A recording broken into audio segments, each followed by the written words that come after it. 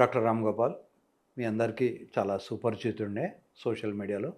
నా వీడియోలు చాలా ఉంటాయి. అవన్నీ చూసి మీరు నన్ను ఎంకరేజ్ చేసినందుకు థ్యాంక్ యూ. కాకపోతే మనం వాడే టాబ్లెట్ గానీ, వయాగ్రా గానీ, నేను ఇందాక చెప్పిన వార్డెనాఫిల్ గానీ, టెడలాఫిల్ గానీ, ఇంకో టాబ్లెట్ గానీ, యునాని గానీ, ఆయుర్వేదం గానీ ఇవేవి కూడా వెళ్ళి ఈ చెడిపోయిన స్పాంజిని బాగు చేయలేవు.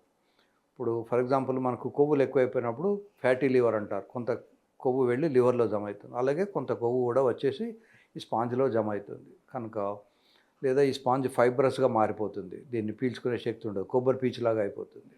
అటువంటప్పుడు దానికి ఆ శక్తి లేకుండా పోయి రక్తాన్ని పీల్చుకునే కెపాసిటీ దానికి తగ్గిపోతుంది. సో నేను ఇందాక చెప్పిన ట్యాబ్లెట్లు అన్నీ కూడా ఎక్కువ రక్తాన్ని తీసుకెళ్ళి స్పాంజ్ ముందర నిల్చుంటాయి. గుర్రం ముందర ఒక బకెట్ నీళ్లు పట్టుకొని నిల్చున్నట్టు. గుర్రానికి కమాండ్ ఇచ్చే శక్తి ఈ ట్యాబ్లెట్స్కి ఉండదు.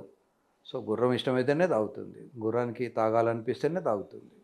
సో ఈ స్పాంజ్ కూడా దీనికి తీసుకునే శక్తి ఉంటేనే రక్తాన్ని తీసుకుంటుంది. ఎక్కువ రక్తాన్ని మనం అక్కడ ఇచ్చినంత మాత్రాన అది గ్రహించే శక్తి దానికి ఉండకపోవచ్చు. ఆ ట్యాబ్లెట్స్ కేవలం అక్కడే ఉండకుండా రక్తంలో కలిసి తలకోతే తలనొప్పి వస్తుంది, నడుంకోతే నడునొప్పి వస్తుంది. చాలామంది వయాగ్రా లాంటి ట్యాబ్లెట్ వేసుకున్న తర్వాత తలనొప్పి సివియర్గా ఉంది అంటుంటారు. సో ఇటువంటప్పుడు తలనొప్పి వస్తే డోలో 650 అనే ట్యాబ్లెట్ వేసుకోవచ్చు. ఇంకా వయాగ్రాను మించిన ట్యాబ్లెట్స్ కూడా ఉన్నాయి. ఇవి కాకుండా వయాగ్రాలు పనిచేయనప్పుడు అంగానికి ఒక ఇంజెక్షన్ ఇస్తాం. దాంట్లో పపావరిన్ అనే మందు ఉంటుంది. దీనికి డిసడ్వాంటేజ్ ఏమిటంటే అంగానికే ఇంజెక్షన్ ఇవ్వాల్సి వస్తుంది. ఇంజెక్షన్ తీసుకున్న 10 నిమిషాల లోపలనే దాని యాక్షన్ వస్తుంది. ఒక్కొక్కసారి ఓవర్ యాక్టివిటీ వచ్చేసి ప్రయాపిజం అంటారు, గంటలు గంటలు అలాగే హార్డ్గా ఉంటుంది. అప్పుడు ఇమ్మీడియట్గా మళ్ళీ డాక్టర్ దగ్గరికి వెళ్ళి దాన్ని ఇట్లా ఉన్న రక్తాన్ని తీయించేసుకొని మళ్ళీ నార్మల్గా చేయించుకోవాలి.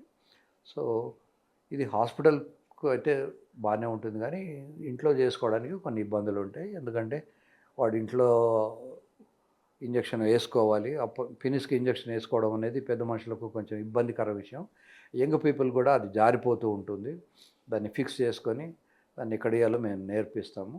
బట్ ఇన్ జనరల్ ఇది ఇంప్రాక్టికల్. మూడో పాయింట్, ఈ ఇంజెక్షన్లే కాకుండా మనం మందులు ఇచ్చినా అది పనిచేయకపోతే షాక్ వేవ్ అని ఒకటి ఉంది. ఆ మెషిన్తో ఇలా కొట్టిస్తారు. దీన్ని కొట్టినంత మాత్రాన ఈ స్పాంజ్ గ్యారంటీగా రికవర్ అవుతుంది, ఆపరేషన్ అవసరం పడుతుంది అని చెప్పడానికి లేదు. It's only A trial. ఇంకా స్టిల్ రీసెర్చ్ జరుగుతుంది. ఇది కాక పీ షాట్ అని ఒకటి ఉంటుంది. మీ రక్తాన్ని శుభ్రం చేసి మళ్ళీ దీనికి అంగానికి ఎక్కిస్తారు. అది కూడా ఇంకా రీసెర్చే. గ్యారంటీగా ఈ స్పాంజ్ బాగుపడుతుందన్న గ్యారంటీ ఏమీ లేదు. ఎవరికైతే ఈ మందులు, ఈ టెక్నిక్స్ అన్నీ ఫెయిల్ అవుతాయో వాళ్లకు మనం పినల్ ఇంప్లాంట్ అని ఒక ఇంప్లాంట్ పెడతాం. ఇది రిజికాన్ అనే కంపెనీ ఇంప్లాంటు. ఈ ఇంప్లాంట్ దీంట్లో పెట్టి ఈ స్పాంజ్ తీసేయము, స్పాంజ్ మీద నుంచి ఇట్లా కుట్లేసి పెడతాం. సో ఈ స్పాంజ్కు ఈ శక్తి వస్తుంది, ఈ ఇంప్లాంట్కు ఉన్నటువంటి బలం దానికి వస్తుంది.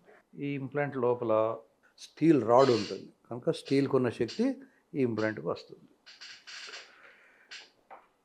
సో ఇది basic understanding of the subject. So మందులు పనిచేసినంతకాలం మందులు వేసుకోవాలి. మందులు పనిచేయని వాళ్ళు మాత్రమే సర్జరీకి ఆప్ట్ చేసుకోవాలి. సర్జరీ వల్ల కొన్ని నష్టాలు కూడా ఉంటాయి.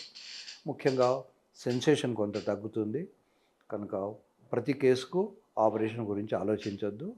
మందులు పనిచేయని వాళ్ళు మాత్రమే సర్జరీకి రావాలి.